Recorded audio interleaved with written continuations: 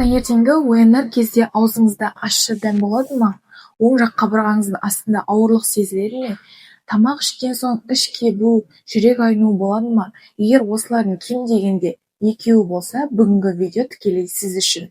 Өйткені бұл белгілер сіздің бауырыңыздың мені тыңда деген айқайы. Бүгін мен сізге бауырды үй жағдайында таблеткасыз табиғи жолмен тазалаудың 5 дәлелденген әдісін айтамын. Бұл рецептілерді өз тәжірибемде де жүздеген науқастарында да тексеріп көрдім, нәтижесі бар. Аяғына дейін қараңыз, өйткені төртінші әдіс туралы өте аз адам біледі, бірақ ол ең күштісі. Сәлеметсіздер ме? Дана мен денсаулыққа каналының қымбатты көрермендері, мен Суханберлиева Дана Асқарқызы, жалпы тәжірибелік дәрігермін. Бүгін біз өте маңызды, бірақ жиі назарсыз қалатын тақырыпты талқылаймыз. Бауырды тазалау деп аталады ол тақырып. Неліктен бізде бауыр маңызды? Дәрігер ретінде айтамын, адам ағзасында 500-ден астам маңызды функцияны атқаратын жалғыз мүше ол бізде бауыр. Ол сіздің ағзаңыздың бас сүзгісі. Бауыр шаршаса, денеңіздегі барлық жүйе зардап шегеді. Жүрек, бүйрек, тері, ас қорыту, тіпті ойлау қабілеті де. Маңызды ескерту айта кетейін, егер сіздің дәрігеріңіз бауыр ауруын диагноздаған болса, бүгінгі кеңестерді дәрімен қатар қолданыңыз. Оларды өз бетіңізбен тоқтатпаңыз. Бүгінгі ақпарат алдын алу және табиғи қолдау үшін. Ал енді бастайық. Ендеше алдымен негізгі тақырыпқа көшейік. Бізде бауыр дегеніміз не? Бауыр бұл адам ағзасындағы ең ірі ішкі мүше. Оң жақ қабырғаңыздың астында орналасқан шамамен 1,5 килограммды құрайды. Оны жай ғана бір мүше деп ойламаңыз. Бауыр сіздің ағзаңыздың ең еңбекқор мүшесі. Бауыр тәулігіне 300 литрден астам қанды сүзіп өткізеді. 300 литр. Бауырдың ең маңызды 7 қызметі бар. Біріншісі ол уланудан қорғау. Сіз жеген барлық тағам, ішкен барлық дәрі бауыр арқылы өтеді. Бауыр бізде улы заттарды залалсыздандырып, ағзадан шығарады. Егер бауыр жұмыс істемесе, сіз 24 сағаттың ішінде улануыңыз мүмкін. Екінші қасиеті бар, ол өт өндіру. Бауыр тәулігіне 1 литрге дейін өт өндіреді. Өт бізде майды ыдырататын сұйықтық, как ферри сияқты. Өт аз болса, майлы тағам сіңбейді, адамның іші кебу болады, жүрек айну сияқты симптомдар болады. Үшінші қызметі қандағы қантты реттеу. Глюкоза артық болса, бауыр оны гликоген түрінде сақтайды. Егер аш болсаңыз, бауыр гликогенді қайта глюкозаға айналдырады. Бауыр бұл тепе-теңдікті бұзса, қант диабеті дамитын болады. Төртінші қасиеті холестеринді реттеу. Бізде жаман холестерин деген бар. Жаман холестеринді бізде бауыр алып тастайды. Жақсы холестеринді бауыр өндіреді. Егер бауыр шаршайтын болса, холестерин деңгейі тепе-теңдігін бұзып, жаман холестерин көбейіп кететін болады. Бесінші қасиеті бар, бұл ақуыз синтезі. Иммунитет үшін, тіндерді жөндеу үшін қажет ақуыздардың көбі бізде бауырда өндіріледі. Енді алтыншы қасиеті бар, ол темірді сақтау. Бауыр ағзадағы ең үлкен темір қоймасы. Темір жеткіліксіз болса, анемия дамиды, бас айналады, шаршағыс боласыз, әлсіз боласыз. Жетінші қасиеті бар, бұл витаминдерді сақтау. Бізде майда еритін витаминдер бар. А, Д, Е, К және В12 витаминдері де бізде бауырда жиналады. Бауыр нашар жұмыс істейтін болса, бұл витаминдер ағзаға жетпейді. Демек, бауыр денеміздің бізде ең маңызды зауыты десек болады. Ол тоқтаса, бізде бәрі тоқтайды. Ендеше ең маңызды сұрақ. Бауырыңыз зақымдалып жатқанын қалай білесіз? Бауырдың ерекшелігі ол өте шыдамды мүше. Ішінара зақымдалса да ауырсынуды білдірмеуі мүмкін.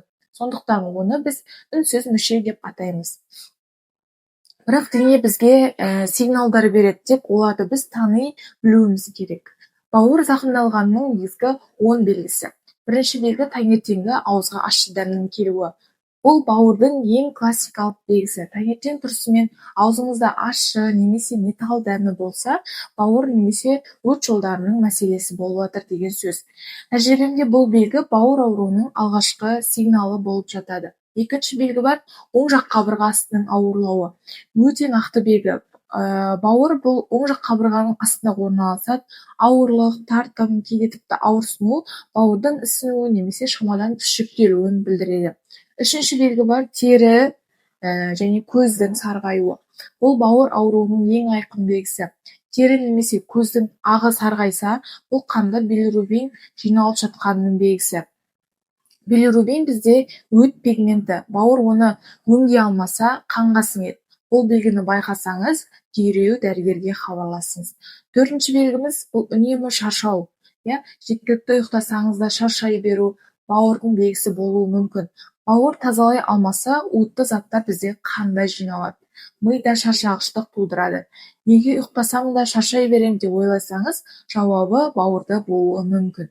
Бесінші белгіміз бұл іш кебу немесе диарея. Бауыр аз өт өндіргенде аз қорыту бізде бұзылады. Майлы тағам сіңбейді, іш кебеді, немесе керісінше адамның іші өтеді, яғни жиі диарея болуы мүмкін. Алтыншы белгі теріде бөртпелердің немесе қышынулардың болуы. Бауыр қанды тазаламаса, улы заттар терінен шығуға тырысады. Бұл тері бөртпелерінен экземаның, тіпті терінің қышынуы ретінде көрінуі мүмкін. Аллергиям бар деп ойласаңыз, себебі бауырда болуы мүмкін. Жетінші белгіміз бар іштің кебуі, вздутие. Яғни тамақ ішкен соң іш тез кебеді ме? Газ жиі болады ма? Бұл да өт аздығының, бауыр жүктемесінің белгісі. Сегізінші белгіміз бастың қатты ауруы, тұман сияқты болып, бауыр бізде аммиак пен басқа улы заттарды залалсыздандырады. Залалсыздандыра алмаса, олар миға жететін болады. Бас ауруы ойлаудың баяулауы, мидың тұманданып тұруының нәтижесі. Тоғызыншы белгіміз зәрдің қоңырлануы. Зәр қою сары немесе қоңыр түске айналса, бауыр билирубинді дұрыс өңдемеген. Бұл да маңызды сигналдардың бірі. 10-шы белгіміз бар төменгі аяқтар немесе іштің ісінуі.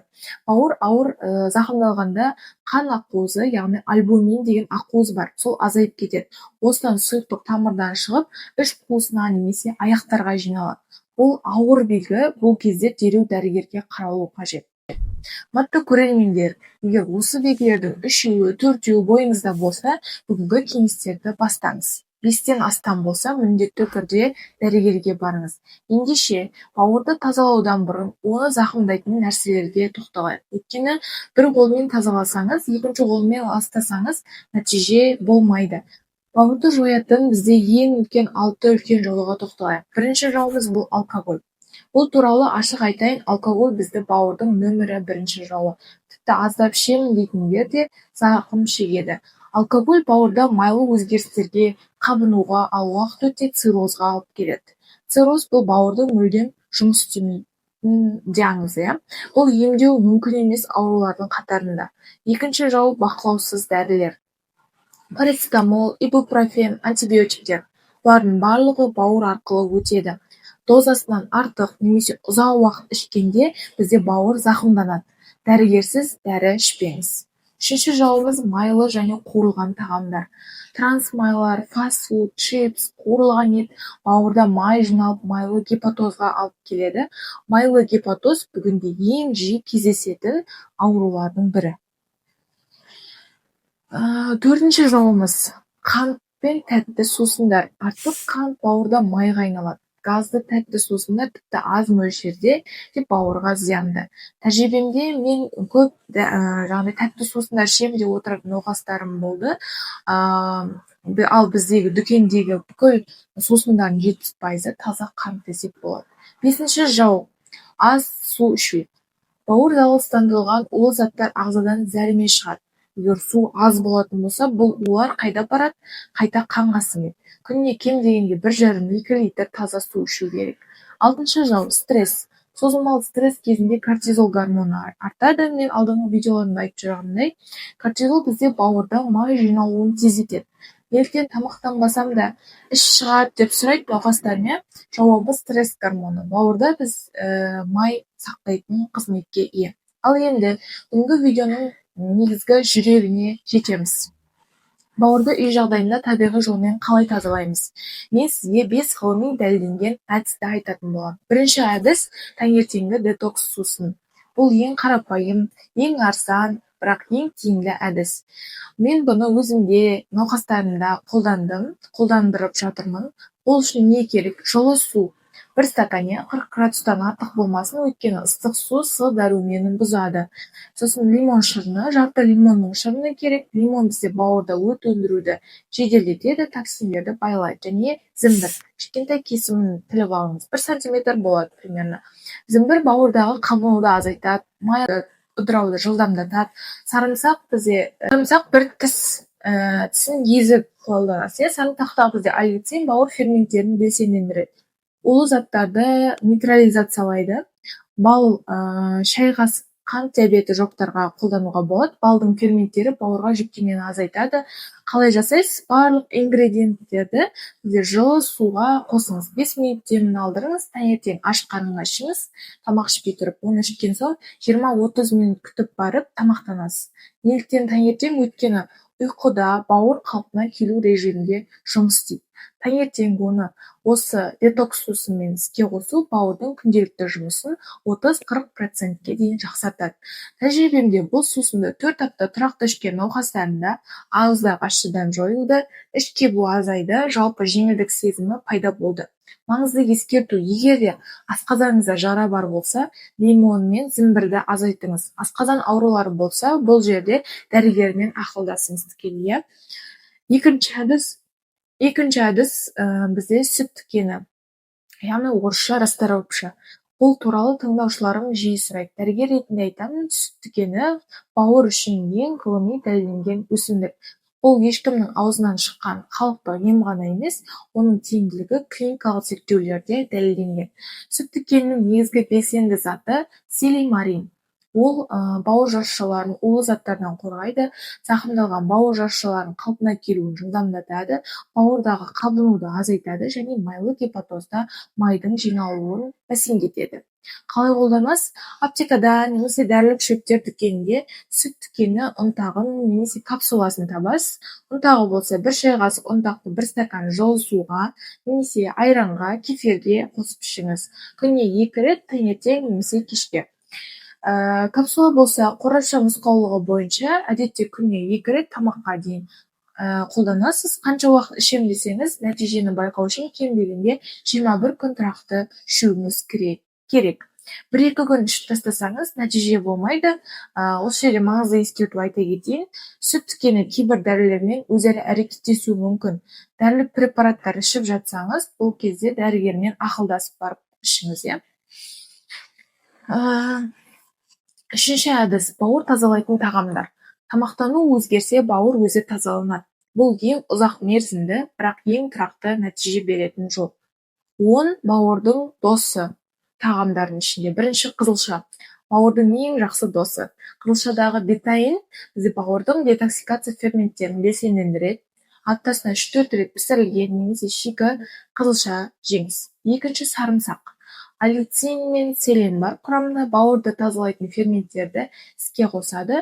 Күнделікті тамаққа кеңінен қолданыңыз. Үшінші грейпфрут. Нарингенин деген заты бар оның құрамында. Түсінбеулеріңіз мүмкін, бірақ нарингенин заты бауырдағы майдың ыдырауын жеделдетеді. Таңертең жарты грейпфрут жесеңіз, тамаша таңғы тазалаушы. Маңыздысын айта кетейін, грейпфрут кейбір дәрілермен әрекеттеспейді. Осы жерде тағы айтайын, дәрі ішіп жатсаңыз, дәрігермен тікелей ақылдасып барып жеңіз. Төртінші зәйтүн майы. Бауырдан уытты заттарды шығаруға арналған тұтқыр тор ретінде жұмыс істейді. Тамақ дайындауда пайдаланыңыз. Немесе таңертең 1 қасық таза зәйтүн майын аш қарынға ішіңіз. Бесінші жасыл шай. Көк шай десек те болады. Катехиндер, яғни бауырдағы май жиналуының алдын алады. Күніне 2-3 кесе көк шай ішіңіз. Алтыншы өнім бар, авокадо. Глутатион деген заты бар авокадоның құрамында. Ол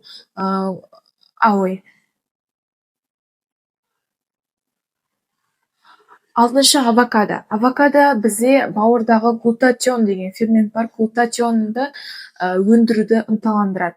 Бұл глутатион бауырдың ең күшті тазалаушы ферменті. Аптасына 2 рет авокадо таңғы асқа жеңіз. Жетінші брокколи мен карфиол. Бұл глюкозинолаттар бауырдың уытты заттарды залалсыздандыру жұмысын жеделдетеді. Аптасына 3-4 рет пісіріп жеңіз. Сегізінші жаңғақ. Омега-3, глутатион, аргинин бауырды аммиактан тазалайды. Күніне бір уыс жаңғақ жеңіз. 9-шы өнім куркума. Куркумин бізде бауырдағы қабынуға қарсы ең күшті табиғи зат. Тамаққа кеңінен қолданыңыз, кешкі сүтке 1 шай қасық куркума қосып ішіңіз. Бұл алтын сүт деп аталады. 10-шы кәді дәндері, яғни бұлар цинкке бай, болғандықтан бауыр ферменттерінің жұмысын жақсартады, күнделікті жесеңіз болады. Енді мен сіздерге айттым ғой, видеоның басында 4-ші әдіс туралы айтамын деп, иә. 4-ші әдіс туралы аз адам біледі деп айттым. Ендеше бұл не десеңіз, ұйқы. Ұйқы бауырдың ең күшті тазалаушысы. Бұл туралы медицинада биологиялық сағат ілімі бар. Дәрігер ретінде айтамын, адам ағзасының әр мүшесі белгілі бір уақытта ең белсенді жұмыс істейді. Бауыр ең белсенді жұмыс істейтін уақыт түнгі сағат 11-ден таңғы 3-ке дейін. Осы кезде бізде бауыр күні бойы жинақталған улы заттарды тазалайды, зақымдалған жасушаларды жөндейді және жаңа ферменттер өндіреді. Бірақ бауыр бұл жұмысты тек сіз ұйықтап жатқанда ғана жасайды. Демек, түнгі сағат 11-де ұйықтамасаңыз, бауырыңыз тазаланбайды. Теледидар немесе телефонмен түнгі 1-ге дейін отырсаңыз, бауыр ең маңызды тазалық сағатын өткізіп жібереді. Практикалық кеңес айтайын. Кешкі сағат 10-11-де ұйықтауға дайындалыңыз. 10-10:30 аралығында, телефон мен теледидарды 9:30-да өшіріп тастаңыз. Бауырыңыз сізге алғыс айтатын болады. Тәжірибемде ұйқы режимін өзгерткен науқастарымда 3-4 аптада бауыр белгілері айтарлықтай азайды. Бұл таблеткасыз, ақшасыз емдеу. 5-ші әдіс бар, ол 7 күндік жүйелі жоспар. Бұлардың барлығын бір уақытта жасасаңыз, нәтиже 3 есе жылдам болады. Айтайын, таңертең аш қарынға детокс сусыны, яғни жылы су, лимон, зімбір, сарымсақ қосылған, және 20 минут жаяу жүру, таңғы асқа жаңғақ немесе авокадо қосылған ботқа және жасыл көк шайды ішу, түскі асқа пісірілген балық немесе тауық, брокколи немесе карфиол және қызылша салатын жасап жеңіз. Кешкі асқа 6-дан кейін жеңіл сорпа немесе пісірілген көкөніс және алтын сүт, яғни жылы сүтпен 1 шай қасық куркуманы қосып жесеңіз болады, ішсеңіз болады. Күн бойы кем дегенде 1,5-2 литр таза су және сүт дүкенінен жасалған сусынды ішесіз таңертең кешке. Ұйқының уақыты 10:30-да ұйықтаңыз. Осы жоспарды 7 күн ұстансаңыз, нәтижені өзіңіз байқайтын боласыз. Қымбатты көрермендер, бүгін мен сізге табиғи қолдау жолдарын айттым, бірақ кейбір жағдайларда тез арада дәрігерге қаралу керек. Дереу дәрігерге барыңыз. Бұл кезеңде үйде отырып қалмаңыз. Егер тері мен көздің ағы сарғайса, бұл сарғаю деп аталады, шұғыл жағдай десек болады. Іш кенеттен қатты ауырса және ауырсуы тоқтамаса, одан бөлек аяқ немесе іш қатты ісінсе, зәр қоңыр немесе қара түске боялса, нәжіс бозарып кетсе, кенеттен 10 килограммнан астам арықтасаңыз, себепсізден себепсіз, қан құссаңыз немесе нәжісте қан болса, бұл белгілер ауыр бауыр зақымының немесе онкологияның белгілері болуы мүмкін. Кешіктірмеңіз. Хорошо? Қазақстанда 103 нөміріне немесе жалпы жергілікті поликлиникаңызға хабарласыңыз бұндай жағдайларда. Қымбатты көрермендер, бүгін біз не үйрендік? Бауыр сіздің ағзаңыздың ең маңызды зауыты. 500-ден астам функциясы бар. Тәулігіне 300 литр қан айдайды. Бұл мүшенің ешқандай дәрі алмастыра алмайды. Бауырды тазалаудың 5 табиғи жолын айттым, Бірінші, таңертең детокс сусыны, жылы су, лимон, зімбір, сарымсақты араластырып ішесіз. Екінші, расторопша, 21 күн тұрақты түрде, таңертең мен кешке. Үшінші, бауыр досты тағамдарды қолдану, олар қызылша, авокадо, брокколи, жаңғақ, куркума. 4-ші, сағат 10:30-да ұйықтау. Бауырдың тазалық уақытын ұрламаңыз. 5-ші, 7 күндік жоспар, барлығын жүйелі түрде қолданыңыз. Дәрігер ретінде айтамын, осы 5 жолды бір мезгілде бастаудың қажеті жоқ. Бүгін таңертеңгі детокс сусынан бастаңыз, ертең ұйқы уақытын реттеңіз, бірте-бірте бірақ тұрақты жасаңыз. Егер бүгінгі видео пайдалы болды деп ойласаңыз, лайк басыңыз. Бұл ақпарат керек адамды білсеңіз, жіберіңіз, каналға жазылыңыз. Өйткені мен осы жерде денсаулыққа қатысты маңызды ақпараттарды үнемі жариялап тұрамын. Сұрақтарыңыз болса, комментарийде жазыңыз. Барлық сұраққа жауап беруге тырысамын. Не болмаса, астында комментарийда сілтеме бойынша Instagram парақшамды және де өзімнің жеке номер телефонымды қалдырдым. Соған жазып сұрасаңыздар болады. Және онлайн консультация бойынша сол жақтан хабар біле аласыздар. Сіздермен бірге болған дәрігер Суханберлиева Дана Асқарқызы. Сау болыңыздар. Денсаулық бізде бәрінен де қымбат.